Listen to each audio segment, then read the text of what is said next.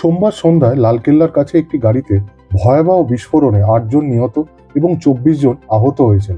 Lal Qila metro স্টেশনের কাছে সন্ধ্যায় 6:52 একটি হুন্ডাই i20 গাড়িতে বিস্ফোরণ ঘটে, যার ফলে ছিন্নভিন্ন দেহ এবং ভাঙা গাড়ি এলাকায় ছড়িয়ে ছিটিয়ে পড়ে। দিল্লিতে হাই অ্যালার্ট জারি করা হয়েছে। ঘটনাস্থলে 20টি দমকলের ইঞ্জিন পাঠানো হয়েছে এবং পুলিশ এলাকাটিকে ঘিরে রেখেছে। দিল্লি ফায়ার সার্ভিস এটাই জানিয়েছে। অ্যান্টি টেররিস্ট স্কোয়াড, দিল্লি পুলিশের স্পেশাল সেল, এনএসজি, এনআইএ পরিস্থিতি মূল্যায়নের জন্য ঘটনাস্থলে রয়েছে। দিল্লির লালকেল্লা বিস্ফোরণে ব্যবহৃত গাড়িটি যার নামে নিবন্ধিত ছিল, পুলিশ এখন গুরগাঁওর এক বাসিন্দাকে জিজ্ঞাসাবাদ করছে।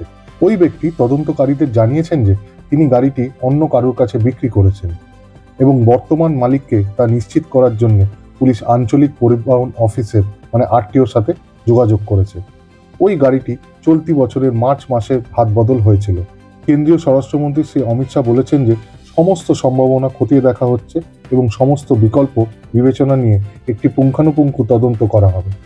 শ্রী অমিত শাহ আহতদের সাথে দেখা করতে লোকনায়ক জয়প্রকাশ হাসপাতালেও যান। প্রধানমন্ত্রী শ্রী নরেন্দ্র মোদী শোক বার্তা প্রকাশ করেছেন। প্রধানমন্ত্রী উল্লেখ করেছেন তিনি স্বরাষ্ট্রমন্ত্রী শ্রী অমিত শাহের সাথে পরিস্থিতি পর্যালোচনা করেছেন। এখনো পর্যন্ত সন্ত্রাসী সংগঠন এই হামলার দায় স্বীকার করেনি। এখন প্রশ্ন হলো, যদি এই হামলাটি পাকিস্তানের প্রত্যক্ষ বা পরোক্ষ সমর্থিত বা স্পন্সর করা সন্ত্রাসী সংগঠনের পৃষ্ঠপোষকতায় পরিচালিত একটি সন্ত্রাসী হামলা বলে প্রমাণিত হয়, তাহলে কি আমরা অপারেশন সিঁদুরের 2.0 দেখতে পাবো? সেই উত্তর জানার জন্য আমাদের সকলকে অপেক্ষা করতে হবে। রূপদর্শীর পক্ষ থেকে আমরা নিহতদের পরিবার এবং বন্ধুদের প্রতি আন্তরিক সমবেদনা জানাই। আহতদের দ্রুত আরোগ্য কামনা করছি।